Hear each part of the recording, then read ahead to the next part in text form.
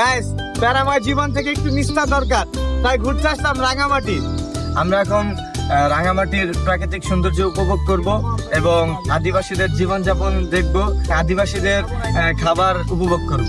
হচ্ছে রাঙামাটির একটি দোকান, এই দেখেন হাতির ছবি।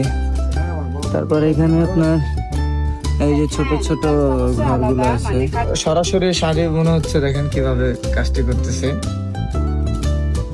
রাঙামাটির ঐতিহ্য শাড়ি বোনার দৃশ্যটা আপনাদেরকে দেখাইতেছি। এই যে ফাইনালি শাড়ি কিনছে আমাদের রাব্বি। শাড়ি ওনাদের বোনা। মার্কেটে অনেকগুলো জিনিস আছে, তো এই যে সিয়াম ভাবির জন্য 2টা শাড়ি কিনছে। শিমুল দামাদামি করতেছে। চাদর না কাঁথা?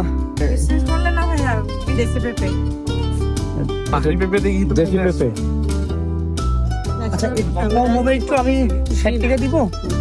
70 হচ্ছে না? দেন 80 টাকা হইলে দেন। ভাই বলে ফেলছে, কেটে দিবেন, আমাদের কেটে প্যাক করে দিবেন পার্সেল। শিমুল স্বাদ কেমন? এই যে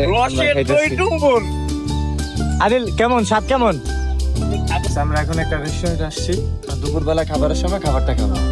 তো দেখতে থাকুন খাবারের কি আইটেম আমরা ব্যবস্থা করি। ফাইনালি আমরা একটা পাহাড়ি মুরগি কিনেছি। তো এটার প্রাইস পড়ছে আপনার 1920 টাকা দিয়ে কিনেছি। তো এটার সাথে আমরা আরো খাবার অর্ডার করবো, আপনারা দেখতে থাকুন। খাবার এসে পড়ছে। আমি রান্ধছি ডাল। ব্যাখ্যান দিলি সমস্যা হবো।